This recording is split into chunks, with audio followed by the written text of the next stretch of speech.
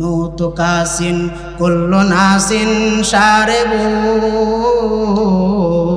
মৌতু Kachin কুল্লু নাসিন শারিবু কবরু বাইতিন কুল্লু নাসিন দাখিলু কবরু বাইতিন কুল্লু নাসিন দাখিলু আলা ইন্না আউলিয়া আল্লাহি লা খাউফুন আলাইহিম ওয়ালা হুম ইয়াহজানুন। আল্লাহর নৈকট্য যদি অর্জন করতে চাও, আল্লাহ পাক রব্বুল আলামিনের যদি নৈকট্য অর্জন করতে চাও, আল্লাহ পাকের আশিক যদি হতে চাও, আল্লাহ পাকের প্রিয় পাত্র যদি হতে চাও, বান্দা এই 6টা শর্ত মানিয়ে তওবা করতে হবে। পারবেন নি? তওবা করতে পারবেন? পারবেন? তওবা করতে পারবেন না ইনশাআল্লাহ? তওবা করতে পারবেন? প্রিয় হাজিরিন, আর একটা কথা বলে শেষ করে দেব। এই তওবাটা করতে হবে তওবার সময় থাকতে। তওবার সময় থাকতে 2টা জিনিস। একটা শর্ত হইল মৃত্যু যখন কণ্ঠনালীতে চলে আসবে, ফেরাউনের মতো আর কি। কার মতো? বুঝেন নাই? সারা জীবন আল্লাহর নাফরমানি কইরা হে জানতো যে আল্লাহ একজন আছে, বুঝিনি? কি করতো? হে জানতো যে আল্লাহ একজন, হে নিশিরাত্রে আবার আল্লাহর দরবারে কান্নাও করতো। হে জানতো, কিন্তু আবার কইতো আমারে মানুষ আল্লাহ কইলে ভালো লাগে। যাক, তো এই তওবা করতে হবে। ফেরাউনের মতো তওবা করলে চলবে না। ফেরাউনের মতো তওবা করলে চলবে? জোরে বলেন, চলবে? চলবে না। কিভাবে তওবা করতে হবে? মৃত্যুর কণ্ঠনালীতে আসার আগে বান্দা তোমার তওবা করতে হবে। 2 নাম্বার, যতদিন পর্যন্ত সূর্য পশ্চিম দিক থেকে না উঠবে এর আগ পর্যন্ত তওবার সময়। বুঝাইতে পারছি?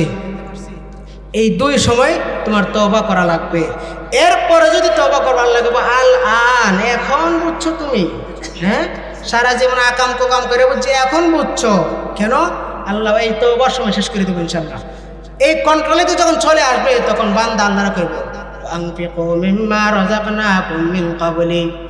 বান্দা আল্লাহকে বলবে আল্লাহ মৃত্যু তো কাছাকাছি চলে আসছে, মৃত্যুর সময় তো ঘনিয়ে আসছে গো আল্লাহ। আল্লাহ তুমি আমারে আর একটা মুহূর্ত তুমি আমাকে সময় দাও, আর একটা সেকেন্ড তুমি আমাকে সময় দাও। আল্লাহ কই কি করবে? আল্লাহ ফাসাদদাকা ওয়া কুম মিনাস সলিহিন, যদি তুমি আমাকে আর একটা মুহূর্ত সময় দাও, আল্লাহ তোমার নেক বান্দা যারা আছে যত টাকা কামাইছি সব দান করে দিমু। বুঝছেননি? মরার সময় কইব আর কি। এতদিন এই যে হায়াত আছে কানের মধ্যেই নিত না, কি আর দান করবে? নামাজি হয়ে যাবো, আর কি করবে? আল্লাহ যদি আর একটা মুহূর্ত সময় দাও, জাকাত দেন, এই জাকাতটা দিমু। বুঝছেননি? হজ করি নাই, হজটা বাইকেছে, হজটা করবো। আল্লাহ কই তুই একটা বাটপার। কি গতর হায়াতের মধ্যে আমি আল্লাহ 60 বছরের জিন্দেগি দিছিলাম, 40 বছরের হায়াত দিছিলাম রে বান্দা। এই 40 বছরের ভিতরে 60 বছরের ভিতরে কি তোর একটা মুহূর্ত সময় হয় নাই? দান করার সময় হয় নাই? জাকাত দেওয়ার সময়ও কি তোর হয় নাই? আল আন, তুমি এখন বুঝি তোমার মনে পড়ছে? ফেরেশতাদেরকে বলবে ও আমার ফেরেশতা, তাকে আর একটা মুহূর্ত সময় দেওয়া হবে না, আর একটা সেকেন্ডও তাকে সময় দেওয়া হবে না। হে আজরাইল, তার জানটাকে তুমি কবজ করে নাও, তার জানটাকে তুমি কবজ করে নাও। মৌতু কাসিন কুল্লু নাসিন শারিবু মৌতু কাসিন কুল্লু নাসিন শারিবু কবরু বাইতিন কুল্লু নাসিন দাখিলু কবরু বাইতিন কুল্লু নাসিন দাখিলু। فأما الذين آمنوا فزادتهم إيمانا। আল্লাহ পাক রব্বুল আলামিন এই কুরআনুল কারীমের মধ্যে বলে বান্দা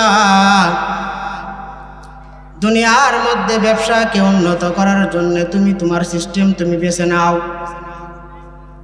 তুমি প্রত্যেকটা সেক্টরে তোমার জীবনটাকে উন্নত করার জন্য তুমি সিস্টেমগুলি তুমি বেছে নাও।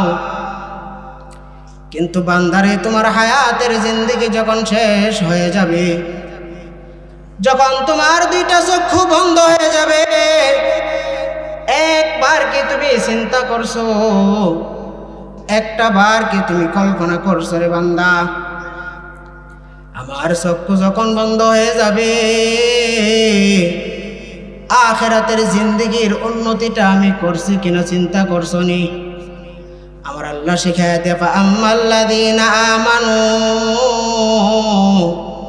হে ঈমানওয়ালারা, হে ঈমানদার ব্যক্তি, ফাযাদাতুহুম ঈমানা,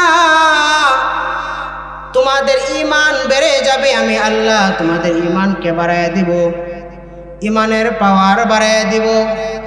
ফাআম্মাল্লাযীনা আমানু ফাযাদাতুহুম ঈমানা, তোমাদের ঈমানের পাওয়ারকে আমি আল্লাহ বাড়িয়ে দেব।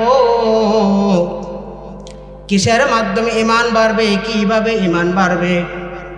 আল্লাহ রাসূল সাল্লাল্লাহু আলাইহি সাল্লাতু ওয়াসসালাম অসংখ্য অগণিত হাদিসের মাধ্যমে আমাকে আপনাকে বইলা দিছে, অসংখ্য অগণিত হাদিসের মাধ্যমে আমাকে আপনাকে বুঝাইয়া দিছে, আমাকে আপনাকে জানাইয়া দিছে, উলামায়ে কেরামদের মাধ্যমে জানাইয়া দিছে যে বান্দারে, তুমি দুনিয়ার সব কিছু বুঝলা, ঈমানটাকে কিভাবে বাড়াইতে হবে সেইটাও তুমি বুঝা নাও। আল্লামা আত্তার রহমাতুল্লাহি আলাইহি বলেন, চালে দুনিয়া চোরস আর রাস্তাস, জালে দুনিয়া চোরস আর রাস্তাস, দর্দ রোজে চোয়ে দিগার খাসতাস, দর্দ রোজে দোয়ে শিগার খাসতাস। আল্লামা আত্তার রহমাতুল্লাহি আলাইহি বলতেছে, উম্মতে মুহাম্মদ খেয়াল করিয়া শুনে রাখো, দুনিয়ার উন্নতি তুমি যেইভাবে বেছে নাও, দুনিয়াটা তোমার সামনে এমনভাবে আসবে, নববধূর মতো সাজিয়া সাজে সজ্জিত হয়ে তোমার সামনে উপস্থাপনা হবে। নববধূ যেইভাবে বাসর রাতে যাওয়ার জন্যে তাকে সাজ সজ্জে সজ্জিত করা হয়, ঠিক আল্লাহর নবীর উম্মত তুমি জেনে রাখো, তোমার ঈমানটাকে ধ্বংস করার জন্যে এই দুনিয়াটাও তোমার কাছে বিভিন্ন রূপে সজ্জিত হইয়া তোমার সামনে উপস্থাপনা হয়ে যাবে। দর্দ রোজে শোয়ে দিগার খাসতাস, ঠিক তেমনি ভাবে 2 দিন পরে 3 দিন পরে এই নববধূর স্বামী যখন ইন্তেকাল করে, মৃত্যুবরণ করে, 3 দিন পরে 4 দিন পরে অন্যের স্বামীর স্ত্রী হয়ে যায়, অন্যের সাথে বিবাহে আবদ্ধ হয়ে যায়। ঠিক দুনিয়াটা এই রকম, তুমি মুদির মালের দোকানের মাল কিভাবে উন্নত করা লাগে তুমি সেই জিনিসটা জানলা, কখন তোমার সিরিয়ালটা আসলে টাকা পয়সার ইনকামটা বেশি হবে সেই জিনিস, সেই সিরিয়ালটা তুমি জানলা, কখন মাছ ধরলে তোমার মাছের ধরা বেশি পড়বে সেই উন্নতি তুমি করলা, তখন তুমি জালটা ভালো করে বানাইলা।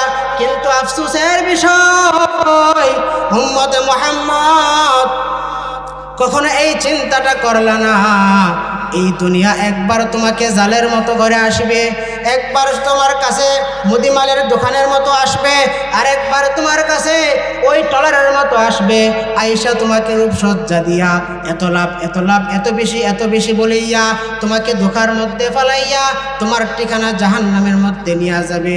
আমার আল্লাহ পাক রব্বুল আলামিন বলে, বান্দারে, ঈমানটাকে কিভাবে বাড়াইতে হয় এই জিনিসটাও তুমি জেনে নাও। তুমি যখন আমি আল্লাহর নামাজের মধ্যে দাঁড়িয়ে যাবা, তুমি যখন আমি আল্লাহর দরবারে তওবা করবা, তুমি যখন আমি আল্লাহর দরবারে আকুতি মিনতি করবা, তুমি যখন তোমার নামাজের সময় নামাজে চলিয়া যাইবা, তুমি যখন তোমার যাকাতের সময় যাকাত আদায় করিবা, আমার আল্লাহ পাক রব্বুল আলামিন বলে, ফাআম্মাল্লাযীনা আমানু, ওহে ঈমানদারগণ খেয়াল করিয়া শোনো, ফাযাদাতুহুম ঈমানা।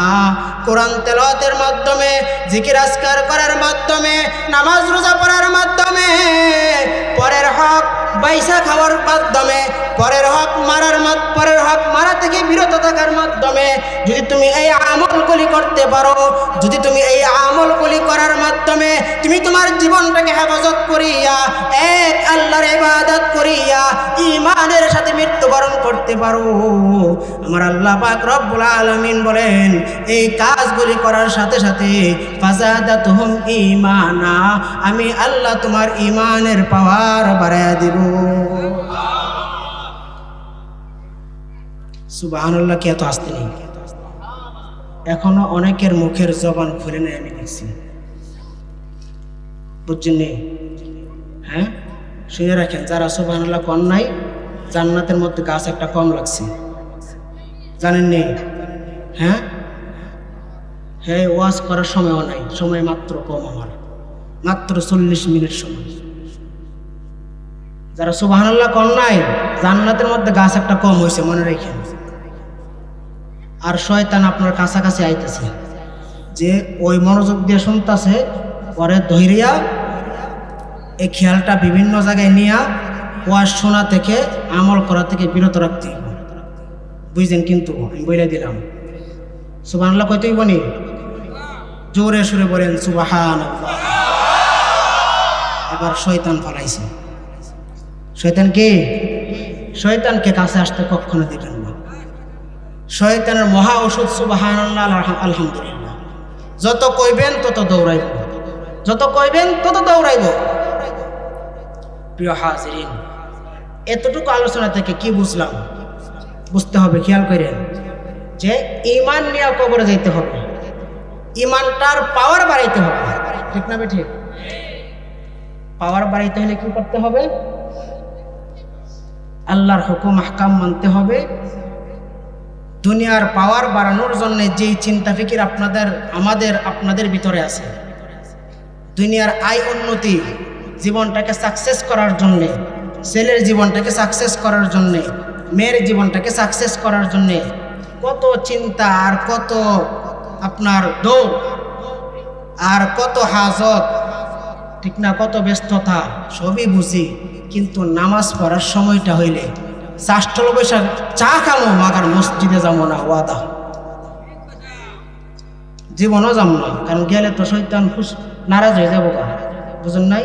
আমার আল্লাহ খুশি হয়ে যাবো গা, চাষ্টল ছাড়বো না, জান্নাতের বাগানে জীবনও আইতাম না, ঠিক না? মাহফিলেও জীবন হইতাম না, মেলার মধ্যে থাকবো, চাষ্টল বৈশাখ চা খামো, কিন্তু মাগার মাহফিলে আসবো না। আসবো যদি মনে চাই প্রধান বক্তা আইব তখন আসবো। কেন? সুর শুনবার লাগি। কিসের লাগি? সুর শুনতাম, বক্তারা কেমন দেখবার লাগি, ঠিক না? খালি ইউটিউবে ওয়াজ শুনছি, বাস্তবে কোনো সময় দেখি না, দেখবার লাগি আমি। কিন্তু মাগার আমলের নিয়ত জীবনও কন্যা জ্ঞান, আল্লাহ হেফাজত করে বলেন আমিন। প্রিয় হাজরিন, আমি আপনাদেরকে এখনো বলবো, এই চর জানাজাতের ভিতরে অল্প একটু জায়গা আছে, আর বেশি নাই। নদী ভাঙতে ভাঙতে প্রায় সবটুকু নিয়ে গেছে, আর এর মধ্যে বৎসরে এই একটাই মাহফিল হয়, ঠিক না? কি হয়? একটা মাহফিলে হয়। এই বরকতের মাহফিলটাকে যদি আপনারা মিস্টেক করেন, মনে রাখবেন কাল কিয়ামতের দিন আফসোস করা লাগবে। আপনারা যারা আসছেন, সওয়াবের কথাটা বললাম না, গুনাহ তো আর হইতেছে না, গুনাহ হচ্ছে। আল্লাহ পাক যদি কবুল করে, হতে পারে কাল কিয়ামতের দিন নাজাতের জন্য এই মাহফিলে যথেষ্ট। বুঝাইতে পারছি? এজন্য বাবাজিরা যারা এখনো রং চা আর দুধ চা খাইতেছেন, চলে আহেন। কি বলেন? আমরা দোয়া করি আল্লাহ পাক ওদের মন গলায় দেন, ওরা চলে আসুক, আর শয়তান থেকে হেফাজত করুক, বলেন আমিন। আলোচনা করতেছিলাম ঈমান কিভাবে বাড়ে আমরা পাইলাম, যে কি আল্লাহর হুকুম যদি মানে, আল্লাহ পাক রব্বুল আলামিনের হুকুমের উপরে যদি চলে তাহলে আমার ঈমানের পাওয়ার বেড়ে যাবে, ঈমান আমার বেড়ে যাবে, ঈমান বাড়বে। ঈমানের অধিকারী হয়া জান্নাতের অধিবাসী হইতে পারবো, ঠিক না? এবার আসেন, বান্দা তো আল্লাহর বান্দা, মানুষ গুনাহ কইরা ফেলে, গুনাহ করে, আবার দেখা যায় আপনার পরের যে শব্দ ইমান কমতিও হয়ে যা, কইমাও যা, কেমনে কেমনে কমে জানা লাগবো না? সময় কম, একটা কথাই বলি, ইমান কমার কারণ হইল একটাই কথা, গুনাহ। কি বললাম? জোরে বলেন, কি? আবার বলেন, গুনাহ। দেখেন প্রিয় হাজরিন, বিভিন্ন আমলের মাধ্যমে ইমান বাড়ে, কিন্তু গুনার কাজ করলে ইমান কমে। গুনাহের কাজ করলে ইমান কি যায়? কমে যায়। ইমান যদি কমে যায়, দেখা যায় একবার গুনাহ করতে করতে করতে করতে করতে করতে, আল্লাহ না করুক, মুনাফিক এবং বিমর্ষ অবস্থায় মুখ দিয়া কালেমা বের হয় না। বুঝতে পারছি? এই জন্য ভাই, ইমান বড় দৌলত, বড় সম্পদ, আমার আপনার অনেক বড় একটা সম্পদ। অনেকে বুঝি, অনেকে বুঝি না। যে মনে করছে বাপ দাদার জন্মগতভাবে মুসলমান হয়ে গেছি, মুসলিম পায়ে গেছি, ইসলাম পায়ে গেছি, বাহ চমৎকার, নামাজ পড়ি আর না পড়ি মরার পরে জান্নাত। এত সোজা না। জান্নাত কিনা এত সোজা না। আমরা জানি নামাজ ভাঙ্গার কারণ জানি, হ্যাঁ উজু ভাঙ্গার কারণও জানি, ইমান ভাঙ্গার কারণও আছে। বুঝাইতে পারছি? ইমান ভাঙ্গার কারণও আছে। আপনার ইমান চলে যাবে এই বিশেষ করে একটাই গুনাহের কাজ করবে। মানুষ গুনাহ করবে, আল্লাহ রাসূল বলেন আউয়ালু নাসি, যে প্রথম মানুষ প্রথম ভুল করছে। তো মানুষ তো গুনাহ করবে, কিন্তু গুনাহের পরেও একটা মেডিসিন আছে। কি আছে? একটা মেডিসিন আছে। পুলিশে নৌকা ছিদ্র করে দিলে মেডিসিন কিন্তু একটা আছে, বুঝেননি? এটা কইলে ভালো বুঝেন, এটা বুঝারই কথা। বুঝাইতে পারছি? ঠিক না? সমুদ্রে সাগরে যখন মাছ মারতে যান, যখন দেখা যায় নৌকা ফোটা হয়ে যায়, মেশিন নষ্ট হয়ে যায়, কিভাবে ঠিক করা লাগে এই মেডিসিন জানেন, কিন্তু ইমানের যদি ক্ষতি হয়ে যায় এই মেডিসিন জানার দরকার আসেনি? আছে? যারা শাস্ত্র আছে হেগো নাই। বুঝতে পারছি? যারা শাস্ত্রের বাজারে হেগো দরকার নাই, এরা তো বাপদাদ জন্মগতভাবে ইসলাম পায়ে গেছে, আর দরকার নাই। আল্লাহ কবুল করক, বলেন আমিন। প্রিয় হাজিরিন, একটাই, মানুষ যখন গুনাহের কাজ করে, মানুষ যখন কি করে, কোনো গুনাহের কাজ করে, এই গুনাহের কাজের বিনিময়ে বদলতে পরিবর্তে তার ইমানের মধ্যে ফুটা হইতে থাকে। নাউজুবিল্লাহ বলেন। আল্লাহ পাক আমাকে সহ আপনাদের সবাইকে এই গুনাহ থেকে বিরত থাকার তৌফিক দান করুক, বলেন আমিন। তো বলতেছিলাম, গুনাহ এমন একটা জিনিস, এই গুনাহ যদি কেউ করে, আল্লাহ রাসূল সাল্লাল্লাহু আলাইহি সাল্লাম বলেন, বান্দা যখন একটা গুনাহ করে তার কলবের মধ্যে একটা দাগ পড়ে যায়। বান্দা যখন আরেকটা গুনাহ করে তার কলবের মধ্যে আরেকটা দাগ পড়ে যায়। বান্দা যখন আরেকটা গুনার কাজ করে তার কলবের মধ্যে আরেকটা দাগ পড়ে যায়। এইভাবে দাগ পড়তে পড়তে পড়তে পড়তে হাদিসের মধ্যে রন শব্দ আসছে, তার অন্তরটা ওই অবস্থায় হয়ে যায়, মরিচিকার মতো কালো হয়ে যায়। তখন তার কাছে ইবাদত কি আর ভাল লাগে না, শুধু গুনাহের কাজ করতে মনে চায়, ওই মাহফিলে আসতে আর মনে চাই না, মসজিদে যাইতে আর মনে চাই না, মাহফিলে আইসা দিনই কথা শুনতে আর মনে চাই না, আলেম উলামাদের কথা তার আর ভালো লাগে না। কেন ভালো লাগে না? যে ওই যে নামাজ পড়ে না, রোজা রাখে না, কোনো আমল করে না, গুনাহের কাজ করতেছে করতেছে করতে করতে অন্তরের মধ্যে দাগ পইরা অন্তরটা মরিচিকার মতো শক্ত, লোহার মতো শক্ত হয়ে গেছে। আর কিসের তার ভালো লাগতো ইবাদত? প্রিয় হাজির, বলতেছিলাম, এই গুনাহের কাজ যদি ছাড়তে না পারেন, আপনার ঈমান নুকসান হয়ে যাবে, আপনার ঈমান ধ্বংস হয়ে যাবে। যদি তোমার সারা দেহটাই গুনাহে ভরপুর হয়ে যায়, সারা দেহটাই গুনাহে ভরপুর হয়ে যায়, সমুদ্রের সাগরের ফেনা পরিমাণও যদি তোমার গুনাহে ভরপুর হয়ে যায়, কিন্তু একটা জিনিস খেয়াল রাখো, লা তাকনাতু মির রাহমাতিল্লাহ। বান্দারে, গুনাহ করতে করতে পায়ের পাতা থেকে মাথার চুল পর্যন্ত গুনাহে ভরপুর হয়ে গেছে, তো তোমার 3.5 হাত শরীর শুধু গুনাহ আর গুনাহ। আসমান জমিন মধ্যবিত্ত এই জায়গাটা গুনাহে ভরপুর হয়ে গেছে। সমুদ্রের ফেনা পরিমাণ তোমায় গুনাহে ভরপুর হয়ে গেছে। আল্লাহ কইলা তাকনাতু মির রাহমাতিল্লাহ, বান্দা চিন্তা করিস না, আমি আল্লাহর রহমত থেকে তুই দূরে চলে যাইস না। লা তাকনাতু মির রাহমাতিল্লাহ, বান্দা আমার রহমতের কুল কিনারা কিন্তু বিশাল বড়। আমার রহমত থেকে তুই দূরে চলে যাইস না। আমার রহমতের আশা তুই করিস।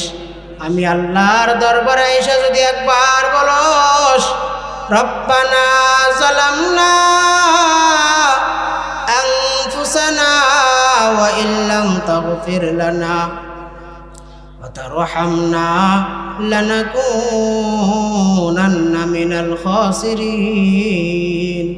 আল্লাহ গো, গুনাহ করতে করতে এমন বিশাল বড় বড় গুনাহের কাজ করছি গো আল্লাহ, আর কোনো কুল কিনারা পাইতেছি না, কোনো কুল কিনারা পাইতেছি না। কিন্তু তোমার দরবার ছাড়া আমার আর কোনো দরবার নাই। আল্লাহ, পরিশেষে তোমার দরবারে আসিয়া তাওবা করতেছি, ইস্তেগফার করতেছি। ওগো মাবুদ, তুমি আমার জিন্দেগীর গুনাহগুলিকে ক্ষমা করে দাও। আল্লাহর ওয়াদা লা তাকনাতু মির রাহমাতিল্লাহ। ও বাবাজিরা,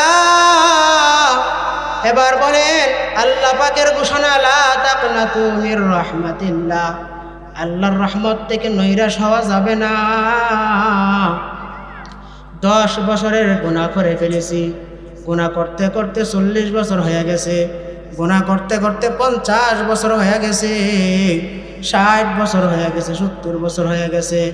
গুনাহ ক্ষমার মেডিসিন আসেনি? সরে বইলেন, গুনাহ ক্ষমার মেডিসিন আসেনি? কি করতে হবে? আল্লাহর দরবারে যায়া চোখের পানি ফেলাইয়া তওবা করিয়া আল্লাহর দরবারে কান্নাকাটি যদি করো, আল্লাহ পাক রব্বুল আলামিন তোমাকে মহব্বত করিয়া তোমাকে কাছে কাছে টাইনা নেবে। সুবহানাল্লাহ, সুরে কন্যা সুবহানাল্লাহ। আল্লাহ রাসূল কি কই জানেন? কখনো গুনাহগার বান্দা যখন তওবা করে, কেমন আল্লাহ পাক কেমন খুশি হয়। মরুভূমির মধ্যে বান্দা চলতে চলতে তার গাড়ি হারায় গেছে বা উট হারায় গেছে, উট খোঁজার জন্য, গাড়ি খোঁজার জন্য ডাইনে বামে সামনে পিছনে দৌড়াদৌড়ি করতেছে, পাই না। সারাদিন গাড়ি খুঁজছে, উট খুঁজছে, কিন্তু তার এই যাওয়ার কোনো ব্যবস্থাও হইতেছে না, গাড়িও পাইতেছে না, উটও পাইতেছে না। শেষ পর্যন্ত ক্লান্ত হইয়া গাছের নিচে বসে চিন্তা করতেছে, হাই রে কেমনে যাবো, বুঝছেননি কিভাবে যাব, এই মরুভূমির মধ্যে পড়ে আছি, কেমনে যাবো, নাই কোনো পানি, নাই কোনো গাড়ি। ঠিক এমন সময় যখন উট তার কাছে চলে আসে, ওই বান্দা যেমন খুশি হয়ে যায়। আল্লাহ রাসূল সাল্লাল্লাহু আলাইহি সাল্লাতু ওয়াসসালাম বলেন, বান্দা যখন 70 বছরের গুনাহ মাথায় লইয়া আমি আল্লাহর দরবারে এসে ডাকে, আমি আল্লাহ এমন খুশি হইয়া বান্দার সমস্ত গুনাহকে মাফ করে দে। বুঝাইতে পারছি? তওবার দরকার আসেনি? তওবা করবেন নি? হ্যাঁ, তওবারও কিন্তু নিয়ম আছে। তওবারও কি আছে? তওবারও নিয়ম আছে। তওবার 6টা শর্ত আছে। কয়টা শর্ত আছে? 6টা শর্ত। বাবাজিরা, 70 বছরের গুনাহ, 60 বছরের গুনাহ আমার আপনার কাছে মনে হয় অনেক গুনাহ, ঠিক না? আমার আপনার কাছে মনে হয় আরে 70 বছরের গুনাহ মনে হয় আল্লাহ জীবনে মাফ করতে, হাই 60 বছর গুনাহ করছে আল্লাহ মাফ করব। এগুলি বিয়াকুফি কথাবার্তা, এগুলি হলো বিয়াকুফি কথা না। আল্লাহ পাক মাফ করার জন্য আসমানে এসে ডাকে, বান্দা আসো গুনাহ মাফ করা লাগবে। আরে আসো না আমার কাছে, দুইটা হাত ওঠায় একবার তা আমার কাছে চাও, তোমার গুনাহ তো মাফ করা লাগবে, কি আছে আমার কাছে চাও, সবগুলি মাফ করে দিব। তবে তাওবার শর্ত হইল, 1 নাম্বার শর্ত, যে বান্দা যদি আমি আল্লাহর দরবারে তাওবা করতে আসে, 1 নাম্বার শর্ত হইল তার ইখলাস এবং নিয়ত করতে হবে যে এই গুনাহ আর জীবনও আমি করব না, এই গুনাহ জীবনও করব না। এমনভাবে তওবা করতে হবে যে গুনাহ করতেছে, 2 নাম্বার এই গুনাহের অভ্যাস ছেড়ে দিতে হবে। 30 বছর যাবত আমি নামাজ পড়ি না, একটা অভ্যাস হয়ে গেছে, চাইলে পড়তে পারি। এশারের নামাজ মসজিদে পড়তাছি, পাশে দেখি যুবকরা দাঁড়ায় দাঁড়ায় কথা কইতাছে, অবহেলা, ঠিক না? চাইলে তো পড়তে পারতো। এই যে অভ্যাস, এই গুনাহ করার অভ্যাস ছেড়ে দিতে হবে। 3 নাম্বার, ভবিষ্যতে এই গুনাহ আর জীবনও করব না, ভবিষ্যতে এই গুনাহ আর জীবনেও করব না, এরকম মানসিকতা তৈরি করতে হবে। 4 নাম্বার, বাবাজিরা, যদি কোনো কিছু কাজা থাকে, 10 বছরের নামাজ আমি পড়ি নাই, কাজা করতে হবে, যাকে অমরে কাজা বলা হয়, বুঝছেন নি? হুজুরদের কাছে শিখে নেবেন অমরে কাজা কেমনে করা লাগে। 40 বছর যাবত নামাজ পড়ি না, নামাজ কেমনে কাজা করতে হইব। 4 বছর যাবত রোজা রাখি না, এই রোজাগুলি কাজা করতে হবে, এই কাজা আদায় করতে হবে। এর পরের অপশন হইল হকুকুল ইবাদ, হকুল ইবাদ যাকে বলা হয়, ভাইয়ের টাকা মাইরা তুমি খাইছো, বোনের হক তুমি মারছো। আমাকে দিকে ক্ষেতের 2 ক্ষেতের মাঝখানে যে বাদা মানে একটা প্রাচীর থাকে, এটাকে লাইল বলা হয়, আপনাদেরকে কি বলে জানি না, আইল বলে। তুমি আইল কাইটা কাইটা পরের জমি তুমি দখল করছো, 30 বছর যাবত দখল কইরা তুমি খাইছো। বান্দা, তুমি যদি তওবা করো, এই অভ্যাসটা তো ছাড়তেই হবে। পাশাপাশি তোমার ভাইয়ের যে ক্ষতিপূরণ হয়েছে, তুমি যতটুকু খাইছো, যে পরিমাণ খাইছো, ওই পরিমাণ তার কাছে আদায় করিয়া তার কাছে মাফ চাইতে হবে। বর্তমান জামানায় আমাদের দেশের মধ্যে সবল করে একটা সোয়াবের মতো হয়ে গেছে গা, অমুকে এমন অমুকে এমন, তার এই জিনিসটা ভালো লাগে না, ওই জিনিসটা ভালো লাগে না, অমুক হুজুরটা এমন, ওই হুজুরটা এমন, ওই ছেলেটা এমন, তার ছেলেটা এমন, ওই ঘরের মেয়েটা এমন, ওই ঘরের ছেলেটা এমন, সুগল করে করতাছি, ঝগড়া লাগাইতাছে, কি বদ গাইতাছি, এটাকে হকুল ইবাদ বলা হয়। বান্দার গীবত করছো, বান্দার হকুল ইবাদের ভিতরে অন্তর্ভুক্ত হয়ে গেছে। হকুল ইবাদের মধ্যে পড়ার কারণে বান্দার কাছ থেকে ক্ষমা চাই আসতে হবে। ভাই, তোমার ব্যাপারে তো এমন একটা গীবত করছি, তোমার পাঞ্জাবিটা একটু ময়লা ছিল, তোমার টুপিটা একটু ময়লা ছিল, তোমার রুমালটা একটু ছিঁড়া ছিল, তোমার লুঙ্গিটা একটু বলা ছিল, আমি তোমার নামে গীবত করছি, ভাই তুমি আমাকে ক্ষমা করে দিও। এমনভাবে তার কাছ থেকে ক্ষমা যদি চাও, সে যদি ক্ষমা করে, তাহলে আল্লাহ পাক রব্বুল আলামিন তোমার তওবা কবুল করবে। বান্দার কাছ থেকে 10 টাকা খাইছো, ভাইয়ের কাছ থেকে 10 টাকা খাইছো, প্রতিবেশীর কাছ থেকে 10 টাকা মারছো, এটারও তওবা করতে হবে, আর জীবনে মারব না, 10 টাকা তার থেকে ক্ষমা চাই আসতে হবে। বুঝছেননি? এক আল্লাহর ওলি ব্যবসার জন্য গেছিলেন এক দেশে, একটা খেজুর মাপতেছে, একটা খেজুর সে খায়া ফেলছে, মাপার থেকে ফেরা গেছিল। যখন খায়া ফেলছে, আল্লাহর ওলি মনে করছে আমার টুবলা আমার ব্যাগ থেকে ফেরা গেছে, কিন্তু শর্টকাট বলতেছে, কিন্তু স্বপ্নের মধ্যে আল্লাহ পাক রব্বুল আলামিন বলতেছে, আল্লাহ পাক রব্বুল আলামিন ফেরেশতাদের মাধ্যমে দেখায় দিছে। এক ফেরেশতা আরেক ফেরেশতাকে বলতেছে, এই আল্লাহর ওলির কি হইল, এতদিন যাবৎ তার ইবাদত আমল আল্লাহর দরবারে কবুল হইতেছিল, কিন্তু এখন তো তার আর ইবাদত আল্লাহর দরবারে কবুল হয় না, সে কি কাজ করছে, কি কাজ করছে? আরেক ফেরেশতা বলতেছে, ও ফেরেশতা, জাননি কেন তার ইবাদত কবুল হয় না? কেন? অমুক জায়গায় এমন একটা ঘটনা ঘটছিল, একটা খিজুর খাইয়া ফেলছিল, অথচ খিজুরটা ছিল ওই দোকানদারের। আল্লাহর ওলির ঘুম ভেঙে যায়। ঘুম ভাঙ্গার সাথে সাথে দৌড়াইয়া ওই দেশে আবার গিয়া ওই দোকানদারের কাছে ক্ষমা চাইয়া আসে। এরপর থেকে আবার তার ইবাদত আল্লাহর দরবারে কবুল হওয়া শুরু হয়ে যায়। এজন্য ভাই দুস্থ বুজুর্গ বলতেছিলাম, ওরে ভাই, হায়াতের জিন্দেগি কার কোন দিন শেষ হয়ে যায় বলা যায় না, কার কখন হায়াত শেষ হয়ে যায় বলা যায় না। এই জন্য ভাই তওবা করেন, মৃত্যুর আগে তওবা করেন। তওবা করতে হবে, তওবা করিয়া দুনিয়া থেকে ত্যাগ করতে হবে। প্রিয় হাজরিন, বলতেছিলাম হক্কল ইবাদ হইলে বান্দার কাছ থেকে ক্ষমা চাই আসতে হবে। এরপরের অপশন হলো আল্লাহর দরবারে বলতে হবে, আল্লাহ এতদিন পর্যন্ত গুনাহ করছে, আকুতি মিনতি হইয়া লজ্জিত হইয়া আল্লাহর দরবারে লজ্জিত হইয়া আল্লাহকে বলতে হবে, আল্লাহ গো, আর জিন্দেগিতে এই 6টা শর্ত মাথায় রাইখা আর জিন্দেগিতে গুনার কাজ করব না।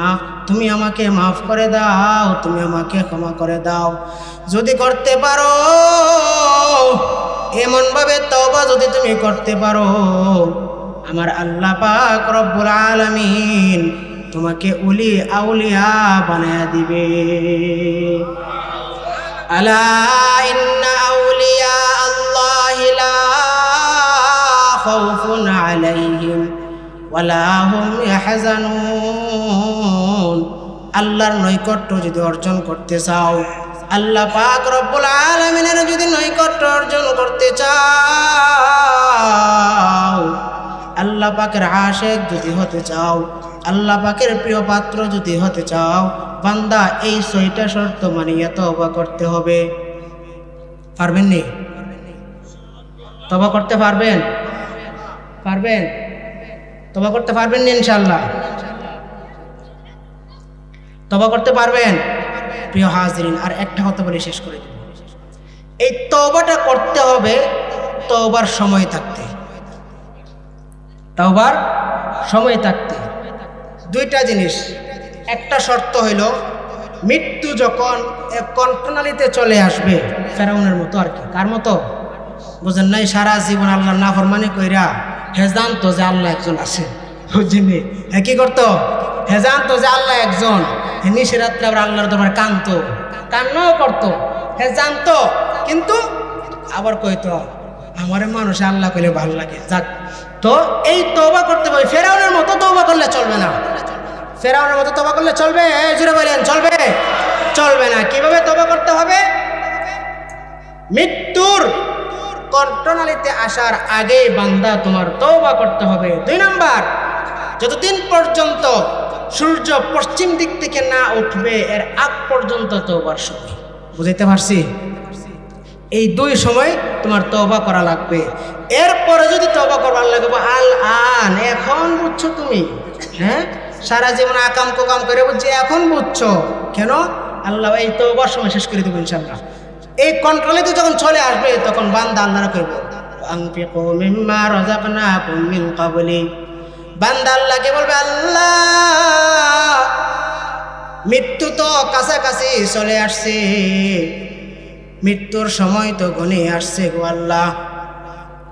আল্লাহ তুমি আমারে আর একটা মুহূর্ত তুমি আমাকে সময় দাও, আর একটা সেকেন্ড তুমি আমাকে সময় দাও। আল্লাহ কই কি করবে?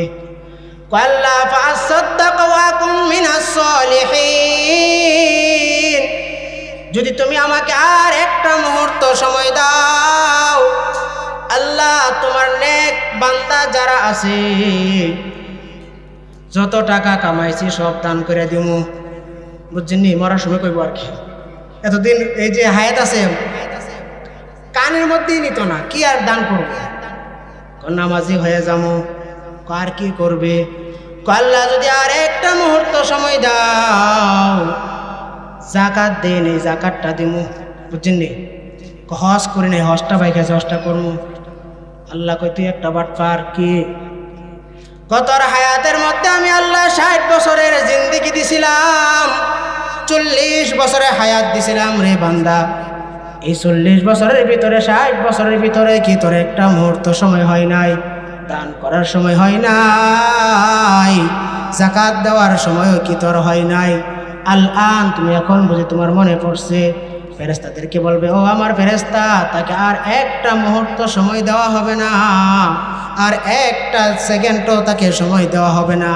হ্যাঁ আজরাইল, তার জানটাকে তুমি কবজ করে নাও, তার জানটাকে তুমি কবজ করে নাও। মৌত কাসিন কুল্লু নাসিন শারেবু, মৌত কাসিন কুল্লু নাসিন শারেবু, কবর বাইতিন কুল্লু নাসিন দাখিলু, কবর বাইতিন কুল্লু নাসিন দাখিলু। প্রিয় হাজরিন, প্রতিটা মানুষ মৃত্যুবরণ করতে হবে।